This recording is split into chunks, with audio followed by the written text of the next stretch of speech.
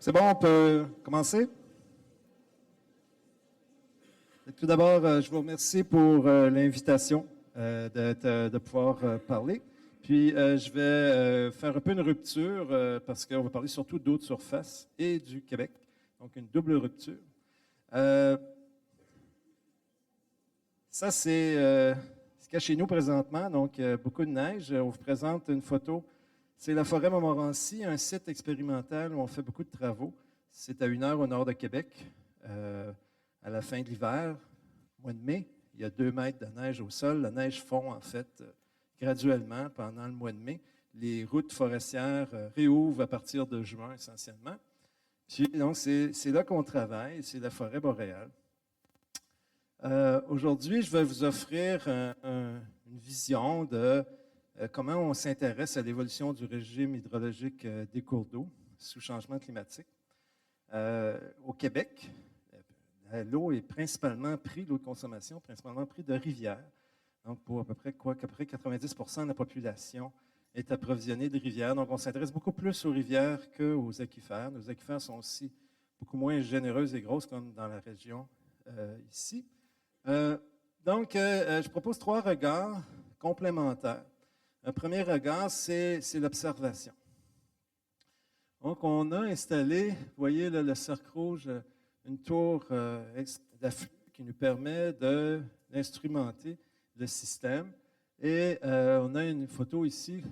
Vous avez l'équation en haut, là, Rn, c'est le rayonnement net, qui est l'énergie qui nous arrive, l'énergie incidente, donc les ondes longues et les ondes courtes. Et de l'autre côté, on va mesurer ce qui est émis et ce qui est réfléchi à la surface.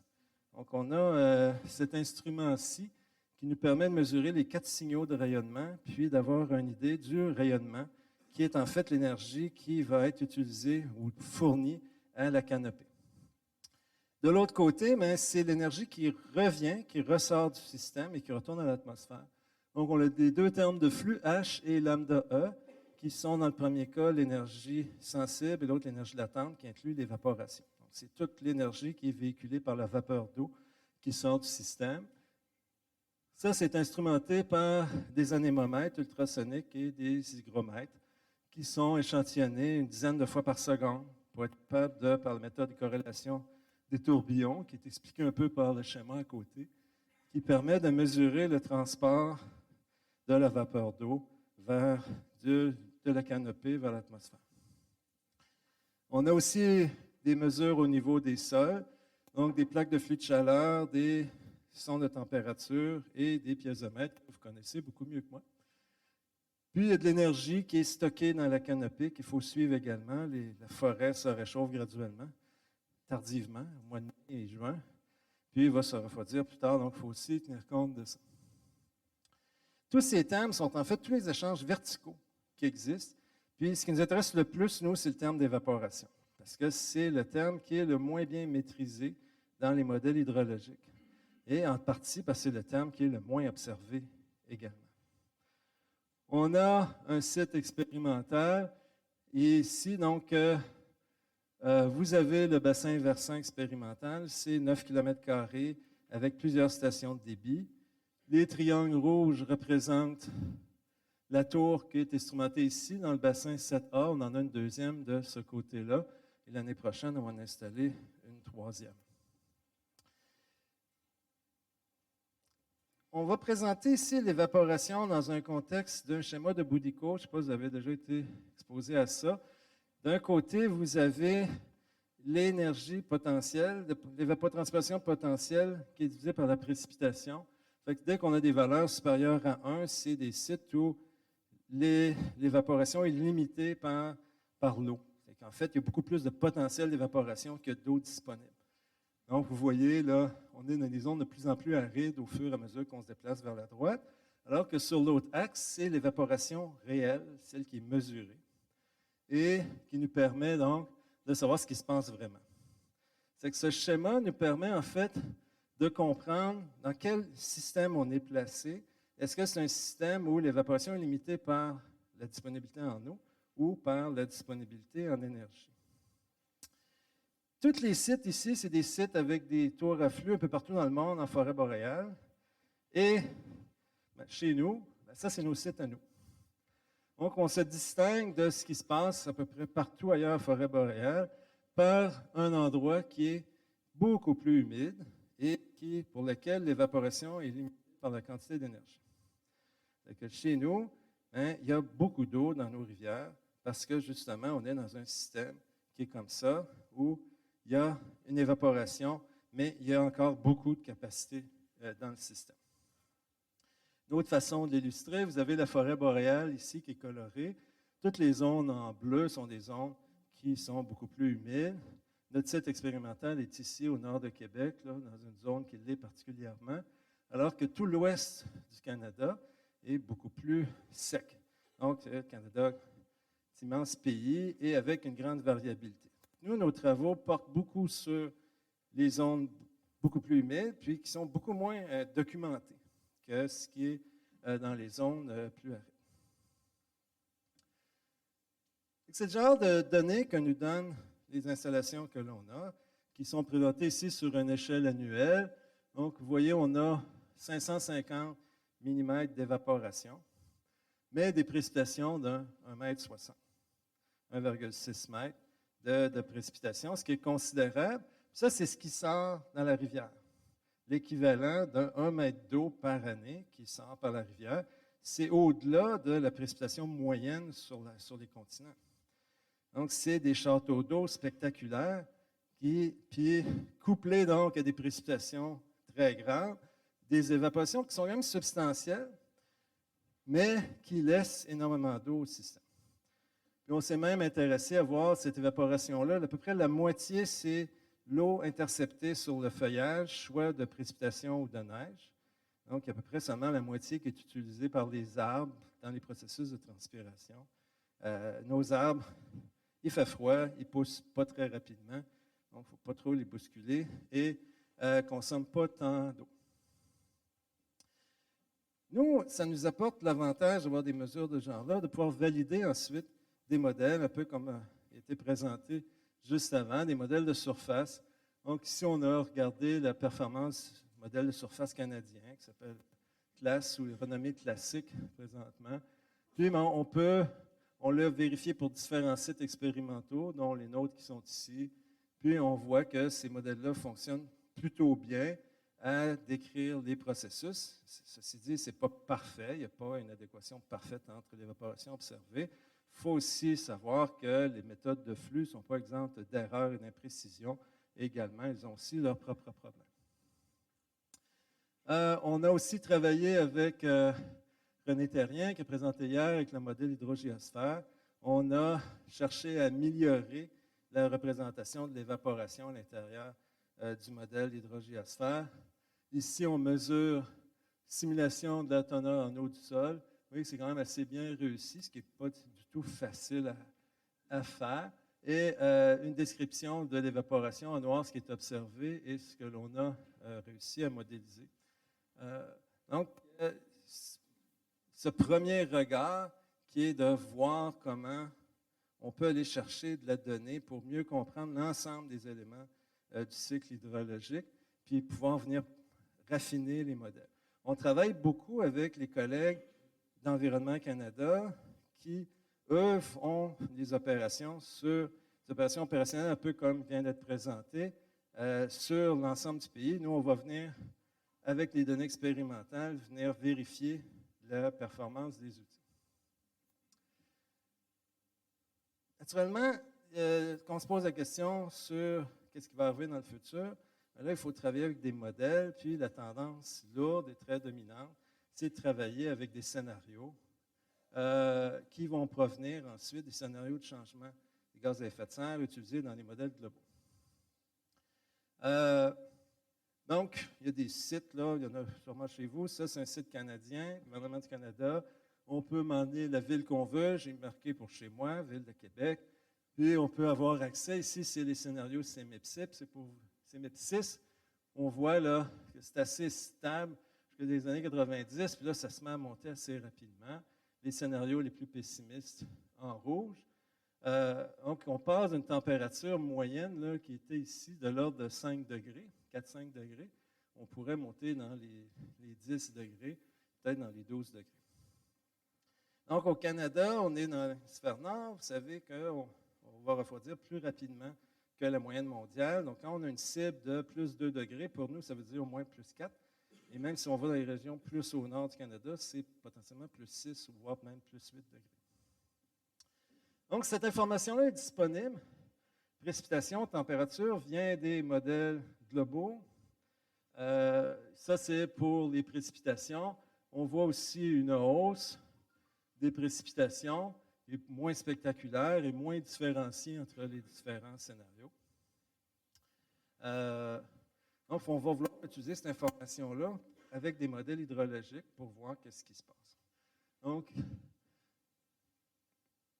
les simulations vont être comparées avec des observations parce qu'il y a des biais dans les séries qui sont produites par les modèles climatiques pour toutes sortes de raisons. Mais une de ces raisons-là, c'est que le modèle peut être bien, mais peut avoir des difficultés localement parce que la topographie n'est pas bien expliquée ou toutes sortes de raisons qui fait que les modèles dévient et doivent être corrigés. C'est la méthode, ici ce que je présente, c'est ce qui est la méthode dominante au Québec. Ce n'est pas ma méthode, là, c'est le gouvernement du Québec. Vous avez peut-être entendu parler d'Ouranos, qui est un organisme au Québec qui travaille beaucoup sur les changements climatiques. Puis c'est supporté par beaucoup d'universitaires également. Donc, la méthode classique, on va corriger à partir des observations de climat. On va obtenir des simulations avec la fonction de transfert de référence et futur qu'on va pouvoir ensuite fournir un modèle hydrologique. Le modèle hydrologique, lui, les mêmes observations ont servi à caler le modèle avec des outils d'optimisation. Puis on va travailler à ce que le débit soit simulé le mieux possible. Beaucoup d'imperfections à ce niveau-là également. Puis, on va utiliser des indicateurs. Ça, c'est la clé de l'équation parce que moi, si je fournis à la population simplement des séries temporelles du passé et du futur, 30 ans de données journalières ou un pas de temps plus rapide, qu'est-ce qu'on fait avec ça? Donc, les indicateurs, c'est une manière de transcrire cette information-là dans des termes beaucoup plus simples pour que les gens puissent l'utiliser. Et les utilisateurs sont très, très nombreux. Il reste qu'on peut inventer des indicateurs autant qu'on veut. Il faut faire attention à ce qu'on choisisse des indicateurs pour lesquels le modèle a la capacité de décrire ce processus-là correctement. Ce n'est pas automatique que les modèles ou toute la chaîne de modélisation réussit à tout faire. Puis c'est là qu'on a besoin d'expertise, c'est là qu'on a besoin de validation, c'est là qu'on a besoin de bâtir cette expérience. Chez nous, le débit ressemble un peu à ça. C'est très tranquille l'hiver, les précipitations. Je commence par dire que les précipitations sont quasiment uniformes à l'année. Il y a peu de différenciation. En pratique, il y a un petit peu plus l'hiver, un peu moins l'été, mais c'est assez marginal comme différence. On produit un débit qui, lui, varie beaucoup dans le temps à cause de la neige essentiellement. Les précipitations sont stockées tout l'hiver sous forme de neige. Il y a occasionnellement des événements de pluie l'hiver. Donc, on a un hiver qui est très tranquille avec de l'eau qui est approvisionnée par les nappes souterraines. Puis, tranquillement, tout se réveille. Donc, la neige se met à fondre sur une période assez courte. Puis, il y a des précipitations à l'année. Donc, les pires événements d'inondation vont se produire quand il y a une synchronisation entre des événements de pluie importants synchronisés avec la fonte. On a cette crue-là chaque printemps, puis qui va être suivie d'une période beaucoup plus tranquille l'été, parce que l'évaporation va finalement, la végétation là, vient comme nous, un peu tout excitée parce qu'on a de la chaleur. On a passé l'hiver au grand froid, puis tout se passe en quelques mois. La végétation est très active. C'est là que la consommation d'eau se fait. Puis ça se calme vers septembre. Puis là, il va y avoir des crues automnales qui vont apparaître de manière plus fréquente parce que notamment la végétation est beaucoup moins active. Puis le froid reprend et vous voyez là, la baisse qui recommence. Donc, par exemple, des indicateurs qu'on va utiliser, c'est le débit moyen. Quoi la quantité d'eau qu'il y a sur toute l'année. Des gens comme Hydro-Québec qui fait la production électrique sont très intéressés à cette information. Ensuite, on peut chercher les étiages, les crues, les déterminer. Donc, c'est autant d'indicateurs potentiels qui peuvent être utilisés. Puis là, mais pour chacune, si on s'intéresse aux crues printanières, on peut aller chercher la crue moyenne, des périodes de retour. Donc, par exemple, le gouvernement du Québec, dans sa description du système, utilise 54 indicateurs qui reposent tous sur le débit uniquement. Donc, ils vont produire des cartes comme ça. Il y a 10 000 km de rivières qui sont modélisées dans le système. Puis, ici, on présente le débit moyen pour la période 2050 avec le RCP 4.5. Donc, c'est encore le CMIP 5 qui est en fonction. La prochaine version 2024 prévoit utiliser CMIP 6. Puis là, mais il y a des indicateurs qui sont proposés pour savoir, mais la couleur indique que, par exemple, le bleu pâle, qu'il y a une hausse du débit moyen. Donc, presque tout le Québec, ici, est sous une hausse. La région plus près de Montréal, vous ne le voyez pas parce que c'est en blanc. On ne sait pas trop s'il y a une hausse ou une baisse, mais en fait, on peut penser que ça va rester assez semblable. Puis une hausse plus importante ici sur la côte nord, qui réjouit les producteurs d'hydroélectricité qui sont installés dans ces secteurs. Le portrait est moins enthousiasmant quand on regarde l'étiage estival, parce que là, on est tout dans un jaune très pâle qui se situe ici. Donc, on a des baisses marquées du débit l'été. C'est l'indicateur ici, c'est le débit moyen séjour avec une période de retour de 2 ans. Dans les zones près de Montréal, toute la côte ici, la zone sud, là, c'est encore plus marqué, c'est entre 20 et 35 de baisse du débit. C'est que malgré nos châteaux d'eau, malgré toute l'eau qui existe au Québec, c'est la partie qui inquiète le gouvernement, c'est qu'il y aura moins d'eau disponible l'été. Puis, on commence déjà à voir certains conflits d'usage qui apparaissent l'été. Au Québec, ici et là, dans les zones qui sont moins bien approvisionnées et qui sont surtout plus densément peuplées. Et on peut également penser que l'irrigation va aller en augmentant. Très peu d'irrigation au Québec présentement, à part dans le maraîcher, les petits fruits. Le reste est très peu irrigué. On peut penser que si tout devient plus sec, mais il va y avoir aussi un intérêt pour augmenter l'irrigation, puis ce qui va causer potentiellement des problèmes supplémentaires au niveau des conflits d'usage.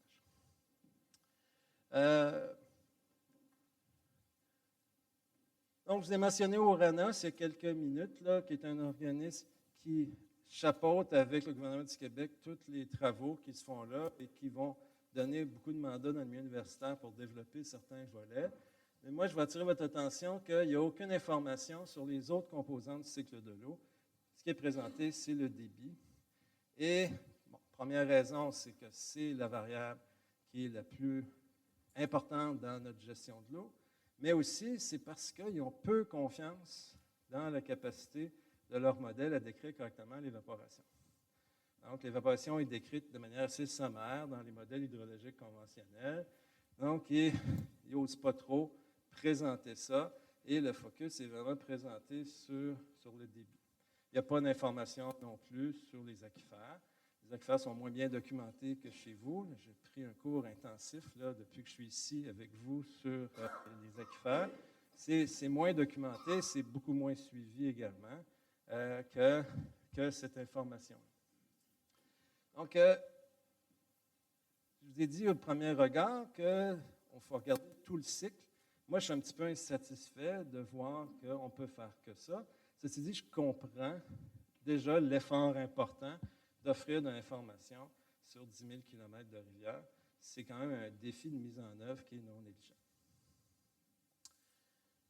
Le troisième regard est un peu plus personnel. C'est que c'est une approche neutre, une approche sans scénario, qui est une approche beaucoup plus simple que de dire on va utiliser des séries qui proviennent des modèles globaux. Donc, l'approche dominante qu'on vient de vous montrer les résultats gouvernementaux, c'est une approche où on commence par un scénario de gaz à effet de serre, ça passe dans le modèle climatique, ça tombe dans le modèle régional, il y a des corrections de biais, il y a un modèle hydrologique. Donc, toute cette chaîne-là qui s'enchaîne, mais on sait tous que quelles seront les concentrations dans 20 ans? C'est des hypothèses qu'on peut faire, d'où cette idée d'avoir des scénarios qui s'enchaînent, sans compter les incertitudes qui s'accumulent dans le système. Donc, l'approche neutre n'est pas là pour remplacer l'approche par scénario. Je vois ça comme une approche qui est complémentaire, puis qui peut permettre de voir et d'explorer d'autres options. Donc, ce qu'on a fait ici, ce que je vais vous présenter, c'est des travaux récents qui sont très, très simples. Puis, je vais vous expliquer aussi rapidement comment on prévoit les complexifier. Moi, on part avec une approche là, qui est facile à comprendre et facile à maîtriser. Donc, l'idée, c'est de définir un espace de changement. Puis, on va explorer des changements de température de moins 2 degrés jusqu'à plus 6 degrés. Puis, des changements de précipitation, vous voyez, par saut de 10 donc de moins 20 à 10 Il y a 45 cas qui sont traités. Puis, on va tout simplement utiliser une approche de delta. Donc, on va prendre la série disponible localement de précipitations et températures, puis on va les modifier.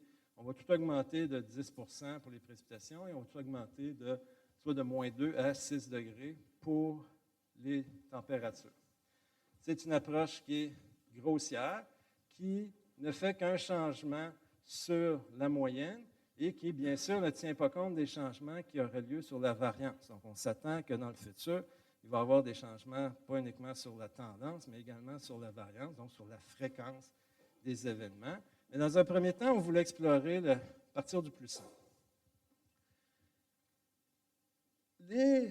D'autres travaux qui sont en cours, puis que je n'ai pas les résultats, c'est qu'on peut faire un petit peu mieux qu'un changement constant.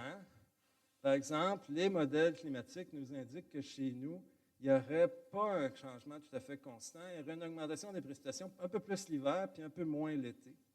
Donc, on peut aussi faire une approche par delta, mais qui serait différenciée un mois à la fois pour faire représenter quelque chose qui serait déjà un peu plus près de la réalité. Donc, on décrirait mieux la réalité, ce qu'on s'attend et le futur. Ce genre de description-là ferait un meilleur travail, mais on n'attaque pas encore le changement sur la variance. Pour changer la variance, là, il faut travailler avec des générateurs de climat. Puis, si vous avez déjà joué avec ça, c'est très intéressant parce qu'en fait, on peut obtenir les séries que l'on veut, puis avoir des séries qui n'ont absolument aucun sens et aucune utilité. Donc, le défi de travailler avec ça, c'est d'aller sélectionner dans tous les changements, toutes les nouvelles séries qu'on peut inventer, d'aller sélectionner des choses qui seraient pertinentes, qui nous feraient apprendre. Et il y a des travaux de plus en plus dans ce sens-là et qui permettent d'explorer davantage. Donc, revenons sur l'approche simple qu'il y a ici, parce qu'on pense que ça peut nous fournir certains enseignements. Puis, notamment, l'approche classique nous dit, mais voici, dans le futur, en 2050, mon débit d'été va diminuer de 30 mais je ne sais pas trop comment on va se rendre entre les deux. Donc, en explorant une plage beaucoup plus large, ça nous donne une idée de l'évolution. Ça peut nous permettre de voir aussi, de mieux comprendre quelles sont les sensibilités de notre système. Même s'il y a des trucs là-dedans il y a très peu de chances qu'on ait des diminutions de précipitation, surtout de 20 qui seraient combinés ici. Ces scénarios-là, des scénarios qui ont moins de chances. Donc, on a mis ici, dans cette zone-là, c'est là qu'il y a le plus de chances de trouver, selon les différents systèmes. Ça, c'est notre condition actuelle. Puis, on s'est même permis d'aller explorer le passé, quand Jacques Cartier et Champlain sont venus à la Nouvelle-France, puis d'aller voir donc des températures qui seraient plus froides que présentes. On a fait ça pour 6 bassins versants. Je vais plus rapidement. On a travaillé avec le modèle VASIM ETH, donc un modèle suisse-allemand, qui est un modèle assez haut niveau, d'un point de vue modèle de bassin versant, qui est surtout connu pour une très bonne représentation des sols. Donc, nous, on avait un intérêt un peu plus grand vers les étiages d'été, qui sont ceux qui potentiellement peuvent causer plus de problèmes. Donc, on a pris un modèle qui est assez robuste sur la description des sols. Et ça reste un modèle qui est assez simple sur les processus d'évaporation. Donc, on obtient des paysages comme ça. Je vous présente pour 3 bassins versants. Donc, les conditions actuelles, par exemple, sont ici, puis vous avez le départagement entre le débit et l'évaporation. Puis on voit naturellement qu'au fur et à mesure que le système augmente en température, on a une diminution du débit et une augmentation de l'évaporation. Je vous ai dit au tout début qu'on est dans un système qui est limité par l'énergie. Donc, c'est notre situation. Donc, si on augmente la température, on va avoir plus d'évaporation. Je vous représente Boudico, le diagramme de Boudico. On a nos 6 bassins versants. Nos conditions actuelles sont à peu près ici. Puis, on va dans des conditions, au fur et à mesure que la température augmente ou qu'on assèche, on va dans des conditions qui, éventuellement, on pourrait traverser la ligne puis aller dans des conditions limitées en eau. Avec le gros avantage que je vous ai parlé, là, le Québec avec son eau et ses grosses rivières, c'est quelque chose qui va peut-être être du passé éventuellement, parce que au fur et à mesure que la température va augmenter, on va migrer vers des systèmes qui vont rester humides, mais qui vont commencer à être plus limités par la disponibilité en eau, ce qui va venir changer potentiellement les choses. Je donne un exemple. Ici, on va comparer des hydrogrammes. En noir, c'est l'hydrogramme actuel. Puis, vous avez ici les deux bruns, un changement de 1 degré et de 10 d'augmentation de précipitation. Ça a un effet d'augmenter le débit moyen de 12 Puis, vous voyez, l'hydrogramme est assez semblable. Il est un peu modifié, mais il est assez semblable. Mais si on augmente de 5 degrés pour 10 d'augmentation de précipitation, on est le même débit moyen, donc 0 de changement sur le débit moyen, mais l'hydrogramme est complètement différent. Regardez, il est quasiment plat. Il monte un petit peu ici au printemps, mais très, très peu. On va vers ce genre de scénario-là, qui est tout à fait dans la zone de plausibilité. Puis, on est dans un système où peut-être que le débit moyen sera préservé, mais on n'aura plus du tout la même chose. On va avoir un environnement complètement différent. Il n'y aura plus beaucoup de neige au sol, on n'aura plus de crues printanières, puis on va avoir un débit beaucoup plus constant. Ce genre de relation-là, une augmentation de 5 degrés et de 10 on a remarqué que peu importe où on part dans le système, on trouve tout le temps cet équilibre-là. Il y a comme une compensation qu'on a trouvée que si un changement de 10 de précipitation correspond à une augmentation de 5 degrés. Ou en d'autres mots, si je veux compenser 5 degrés d'augmentation, j'ai besoin de 10 d'augmentation de précipitation pour pouvoir obtenir cette compensation-là, qui va maintenir mon débit moyen, mais pas la forme de l'hydrogramme. Donc, même si on utilise quelque chose de simple, comme un changement juste delta, qui n'est pas... Mais ce genre d'indicateur-là nous semble assez robuste pour même fonctionner avec une méthode qui est simple. On regarde surtout le débit moyen, on regarde la forme des hydrogrammes. Par exemple, on ne cherche pas à faire une étude sur les inondations avec un système qui est aussi simple. On peut regarder très rapidement d'autres variantes. Vous voyez qu'ici, on a deux cas où on aura une baisse de 15 du débit moyen, mais avec des conditions très différentes, des hydrogrammes qui s'avèrent aussi très différents. Ici, des conditions passées, on voit qu'il y aurait eu une augmentation dans le passé, puis des cas extrêmes qu'on espère ne pas vivre du tout et on ne s'anticipe pas vivre chez nous, où là, il y aurait une baisse des précipitations. Donc, au final, quelques éléments de rappel. On pense que c'est important d'avoir des observations de tous les éléments du cycle de l'eau, notamment d'utiliser des tours micrométéorologiques pour être capable d'avoir des séries qui nous informent sur comment notre système fonctionne, puis d'avoir des informations de ce genre-là. Puis ça nous permet d'aller au-delà de seulement des observations, en tout cas pour le débit qui serait au niveau des rivières. Le deuxième, c'est qu'il faut identifier des indicateurs de changement pour lesquels notre système est bien adapté.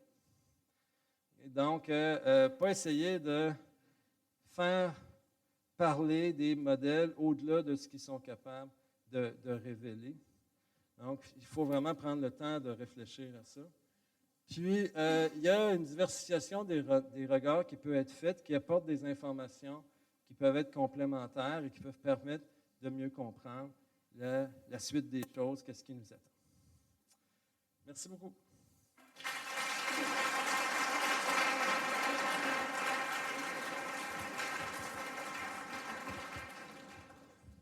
Merci. Florence, s'il te plaît. Voilà, donc merci pour le respect du timing. Merci beaucoup. On va nous aussi respecter le timing des questions. On ouvre une session d'1 quart d'heure de questions. Donc maintenant, questions. Allez.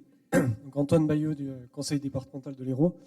J'ai une question pour Florence sur J'ai été très étonné par la continuité finalement de Aquifère. On voit vraiment comme s'il y avait une modélisation qui était globale et continue sur toute une partie ouest de la France. Est-ce que c'est vraiment le cas ou est-ce que ce sont des modèles déterministes à chaque endroit ou quels sont les types de modèles hydrogéologiques? Oui, alors ce sont des modèles distribués des applications. Donc par exemple, on a Marthe Poitou-Charentes, on a Marthe Basse-Normandie, Marthe Nord-Pas-de-Calais, on a des applications Odyssée sur la Cède. En fait, on fait l'ensemble, on intègre l'ensemble de ces applications et effectivement, ensuite, on trace les résultats pour la couche affleurante en général. Donc voilà, c'est ça qui donne cette impression de continuité. Et donc, effectivement, chaque modèle est intégré dans sa globalité. Et aujourd'hui, on a 4 types de modèles, en fait. Je n'ai pas montré, mais on a des petits aquifères sur les socles bretons aussi, qui n'étaient pas présents lors de ces projections climatiques. Mais donc voilà, on a Eros, Marthe, Odyssée et HS1D. Et donc, on envisage d'inclure notamment Modeflow. Voilà, donc si vous avez des applications de ce type. Il nous faut, en fait, on tourne sur les serveurs de Météo France. Il nous faut un logiciel qui soit libre de droit. Voilà. Bon. Oui. Thierry P, département du Calvados. Je crois que pour beaucoup d'entre nous, on a siégé dans des comités de gestion de l'eau, parce que c'est comme ça qu'on appelle ça en France maintenant, celui de sécheresse, hein, pour parler plus précisément l'été dernier. Est-ce que les gestionnaires locaux des DTM préfectures qui pilotaient ces réunions étaient informés et au courant de votre modèle prédictif? Alors, on a fait pas mal d'échanges avec les DREAL, les DDT, même les agences. Normalement, on a des contacts dans chaque domaine couvert. Et en fait, les personnes ont un accès à un serveur qui a toutes les prévisions qui sont mises à jour. Alors, ce n'est pas un serveur très convivial. On n'a pas encore eu les moyens de vraiment mobiliser un serveur mettre en place un serveur web très joli. Mais voilà, en fait, normalement, les personnes ont accès. Mais c'est vrai qu'on se rend compte que des fois, il y a des changements de personnes et que voilà, on n'est peut-être pas informé que les personnes ont changé. Et là, ça peut créer un problème. Donc, notamment, on a des contacts aussi avec les collègues du BRGM qui sont des hydrologues régionaux et qui nous aident à faire le contact. Et c'est vrai que on n'a peut-être pas eu si bien l'occasion de faire des échanges récemment. Et là, en tout cas, on va refaire un point, notamment avec le retour d'expérience de 2022. Bonjour. Vos modèles de Stéphane Binet, vos modèles de gestion, ils tournent aussi avec des prélèvements. Et vous avez montré que donc dans le futur, potentiellement, il y avait des zones qui allaient être surexploitées. Est-ce que c'est une piste aussi de cartographier ces zones de vulnérabilité qui seraient surexploitées et puis voire même d'essayer de travailler aussi à affiner les prélèvements sur l'avenir, plus ou moins, ou en fonction des besoins, quoi. Oui, alors là, je pense qu'effectivement, c'est un travail qui peut être mené avec finalement les opérateurs régionaux qui ont développé ces applications, qui peuvent tout à fait retravailler pour ces conditions-là. En gros, nous,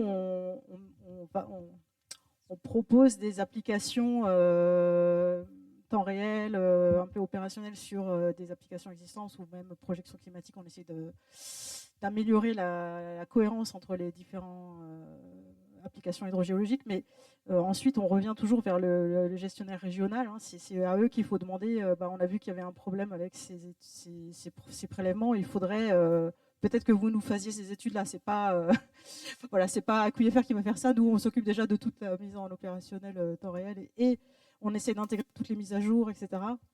Mais vraiment, on repose vraiment sur la compétence régionale. Oui. S'agissant du modèle prédictif de l'évolution de la piézométrie en Champagne-Crayeuse, est-ce que vous avez tenu compte de toute la grande évolution des soutiens d'étiage, en particulier des grands fleuves Seine, Marne, Aisne, Aube?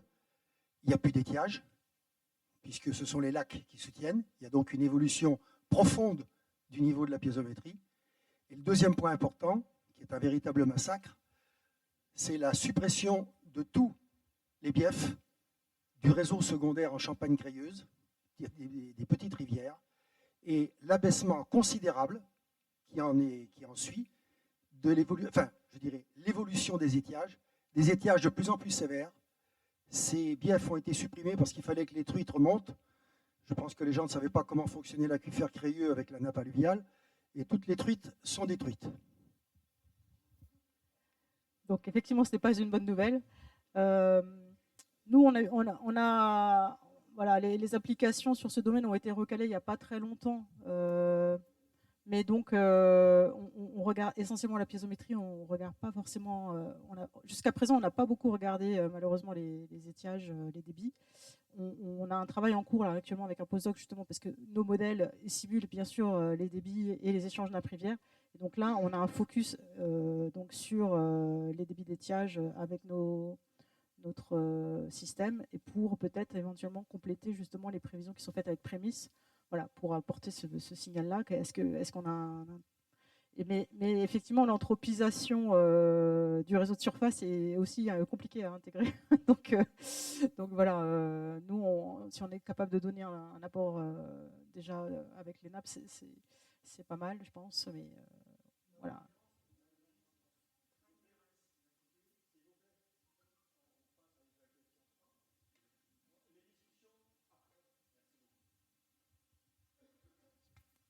Gaspard Durieux de la DL de Mayette.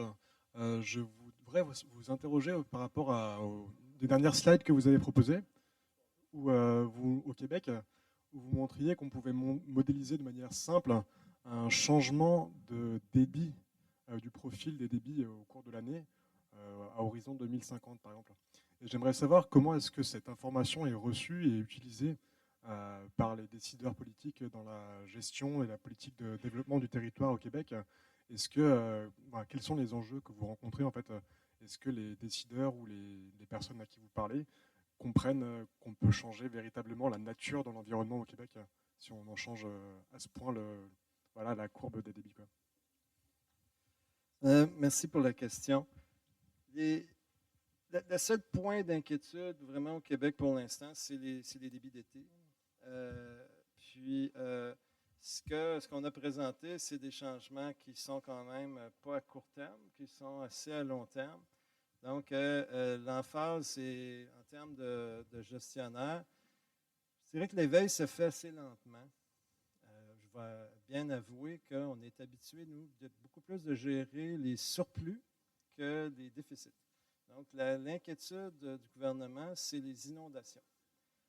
On a eu des inondations importantes en 2017 et 2019 et tous les efforts ont été investis là et des sommes très importantes ont été investies à améliorer le système de prévision des crues, qui était déjà très bon puis qui va l'être encore plus.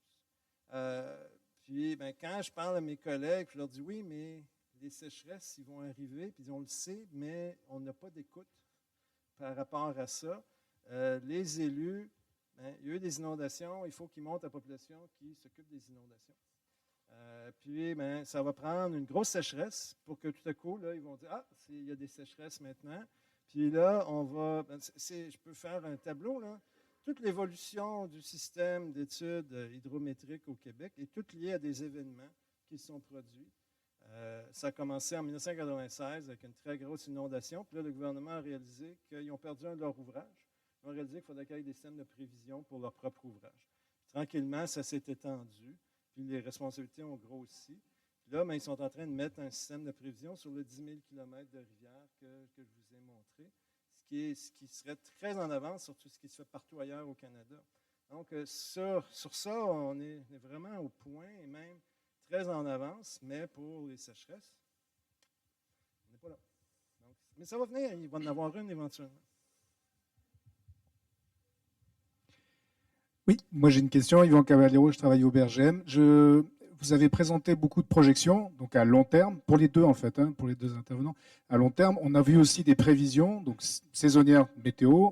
On voit aussi les capacités de prévision, on a vu plutôt avec les présentations précédentes des modèles enfin des modèles par exemple avec des réseaux de neurones. À votre avis, qu'est-ce qu'on a comme potentiel ou comme capacité à faire de la prévision à court terme, pas de la prévision, de la projection à court terme, d'ici 10, 15, 20 ans, qui est un horizon politique peut-être plus adapté? Donc il y a un domaine du climat qui s'appelle les prévisions décennales. Voilà, hein, donc il y a un expert ici dans la salle qu'il faut qu'il se dénonce. Voilà, Didier. Donc les prévisions décennales, clairement, c'est un domaine de recherche. La possibilité qu'il soit exploitable à court terme est, je pense, nulle. Enfin, Didier, tu me diras si. Mais par contre, sur les 10 ans, mais par contre, sur les premières années, a priori, il y a un potentiel. Voilà. Si on est déjà capable d'anticiper 1 ou 2 ans en termes de gestion du risque, on est déjà un gros progrès. Clairement, aujourd'hui, les projections ne sont pas des prévisions. Ça, c'est très clair. On n'est pas capable d'anticiper ce qui va arriver. On n'intègre pas assez bien les variabilités naturelles. Donc ça, on est encore dans le domaine de recherche. Après, voilà, il faudra que tu discutes avec Didier. Au Canada, les prévisions saisonnières ne fonctionnent pas très bien. Donc, au départ, là, il y a quelques variables qui fonctionnent, mais ce n'est pas une information très, très bonne. Pardon. Donc, au Canada, les prévisions ne fonctionnent pas très bien, les prévisions saisonnières. Donc, on a des très bons systèmes pour les prévisions pour les prochaines 2 semaines qui fonctionnent très bien, mais pour les saisons, ça fonctionne moins bien. Ça ne veut pas dire qu'il n'y a pas d'information, mais c'est plus limité. Mais c'est un sujet qui est tellement important pour la gestion. Je comprends très bien les enjeux. Je pense que les travaux doivent continuer pour améliorer puis réussir à maîtriser cette information-là.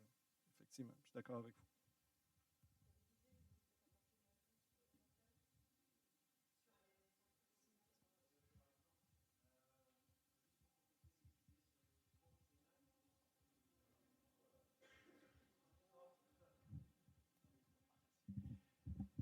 Oui, pour compléter ce que tu disais sur les prévisions décennales, là où on est fort, entre guillemets, là où on a beaucoup de prévisibilité, c'est quand on fait des moyennes sur 5 ans, par exemple. C'est là où on a le plus de prévisibilité. Alors, je ne sais pas si c'est intéressant mais par exemple, si on fait une moyenne de 5 ans en 5 ans, là, on a beaucoup de prévis. Ou alors la première année, oui, mais ça descend très très vite. Donc, il faut plutôt faire des grosses moyennes, quoi. Voilà, 5, voire même 10 ans. Et par exemple, on a montré récemment qu'il y avait une prévisibilité de la NAO, là, du Jetstream dont tu parlais, assez bonne, mais en moyenne sur 10 ans. Donc des choses quand même, voilà, mais qui permettent d'affiner ce que disent les projections. Mais c'est de la basse fréquence, quoi. Ça ne va pas être du mensuel.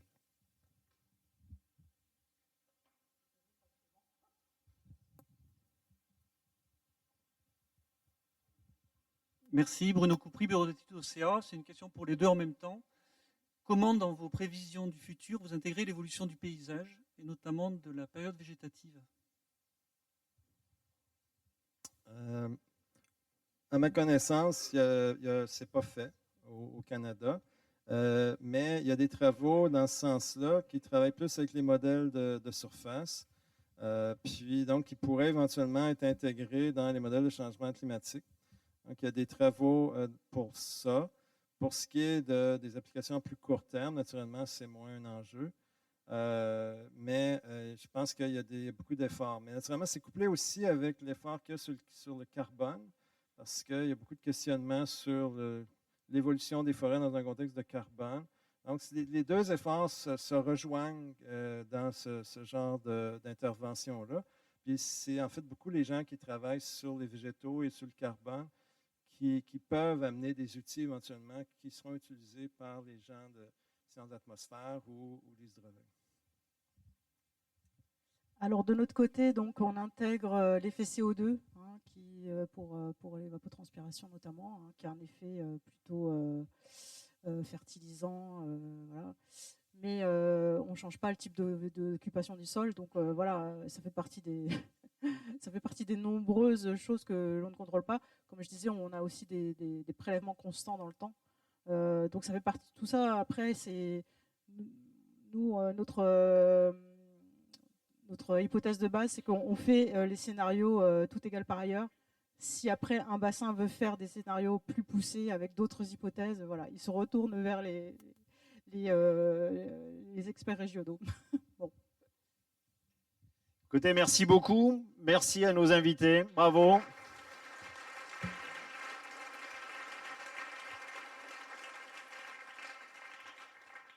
Et donc, avant de vous libérer